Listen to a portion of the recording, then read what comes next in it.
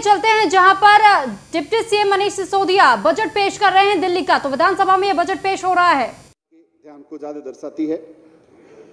बजटीय आवंटन के लिए दिल्ली सरकार का प्रति व्यक्ति व्यय, ये जो आज हम बजट आवंटन कर रहे हैं, दिल्ली सरकार का प्रति व्यक्ति व्यय पर कैपिटा एक्सपेंडिचर 2015-16 के 19,218 रुपए से बढ़कर इस साल 33,173 रुपए हो जाने की उम्मीद है।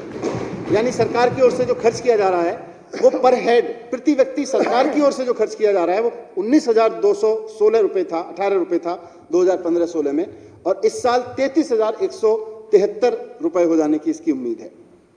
69,000 करोड़ रुपए के बजट में 31,200 करोड़ रुपए एक्सपेंडिचर के लिए और 37,800 करोड़ रुपए स्कीम और प्रोजेक्ट्स के लिए हैं। यह भी एक इंटरेस्टिंग डिवीजन है कि इस साल प्रोजेक्ट्स और स्कीम में 55% है और एक्सपेंडिचर जो गवर्नमेंट का एक्सपेंडिचर होता है उसमें 45% बजट है। ये अपने आप में एक बड़ा डेवलपमेंटल एक बड़ा इंप्रूवमेंट है। इसमें 51,799 करोड़ रुपए रेवेन्यू के तहत और 17,201 करोड़ रुपए कैपिटल के तहत रखे गए हैं। 2020-21 के बी में 16,930 करोड़ रुपए कैपिटल और 48,000 करोड़ रुपए रेवेन्यू के तहत थे। अगले साल के बी में वर्तमान वर्ष के बी की तुलना में कैपिटल में 2% की बढ़ोतरी हुई है, जबकि रेवेन्यू 8% बढ़ा है।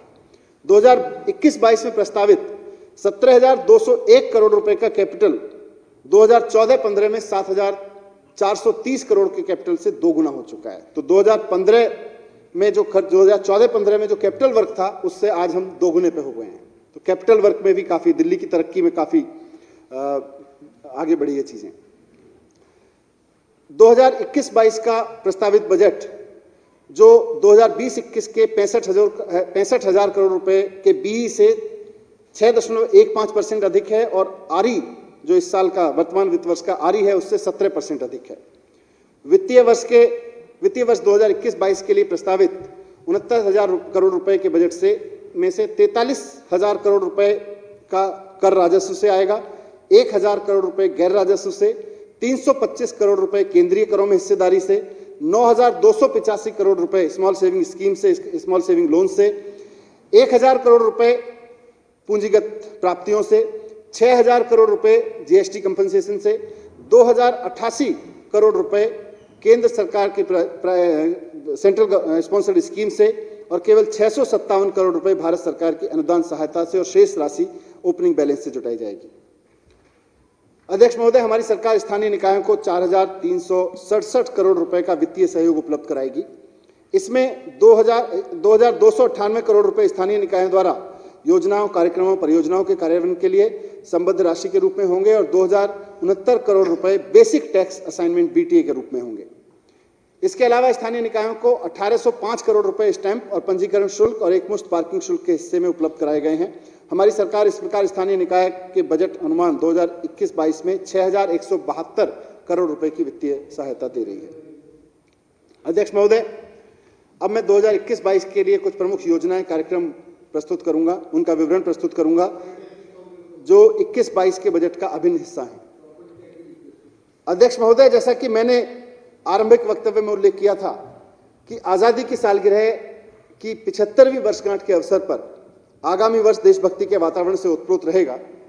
इसीलिए मुख्यमंत्री अरविंद केजरीवाल जी के नेतृत्व में सरकार ने निर्णय लिया है कि दिल्ली सरकार भी इस अवसर को अविस्मरणीय बनाने में कोई कोर कसर नहीं छोड़ेगी।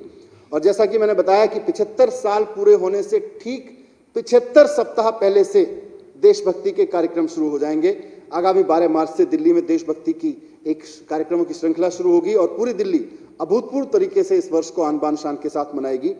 इस क्रम में देशभक्ति बजट से संबंधित कुछ और महत्वपूर्ण प्रस्ताव मैं इस सदन के समक्ष रख रहा हूं। 12 मार्च से शुरू हो रहे देशभक्ति आयोजनों की श्रृंखला में अगले 75 सप्ताह तक पूरी दिल्ली में कार्यक्रम आयोजित किए जाएंगे और सिर्फ दिल्ली में नहीं, आजादी के आंदोलन में दिल्ली की भूमिका और पिछले 75 साल में दिल्ली की यात्रा और 2047 की दिल्ली का विजन, इसको लेकर देश के अलग अलग हिस्सों में भी कार्यक्रम आयोजित होंगे। आजादी की लड़ाई में सरदार शहीद भगत सिंह का जीवन और भारत को लेकर देखे गए उनके सपने हमारे नौजवानों के लिए, पूरे देश के नौजवानों के लिए आज भी प्रेरणा का स्रोत रहते हैं। शहीद भगत सिंह जी ने अपनी जेल डायरी में लिखा था कि अगर बहरों को सुनाना है तो धमाका करना जरूरी है।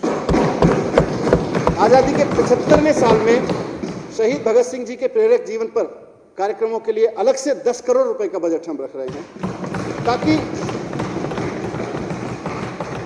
उनके जीवन पर कार्यक्रम, भगत सिंह जी के जीवन पर कार्यक्रमों के जरिए हम चाहते हैं कि देश की वर्तमान युवा शक्ति उनके जीवन से प्रेरणा ले सके और इस भाव के साथ जिए कि हम मरेंगे भी तो दुनिया में जिंदगी के लिए, हम मरेंगे भी तो दुनिया में जिंदगी के लिए सबको जीना सिखा जाएंगे मरते मरते।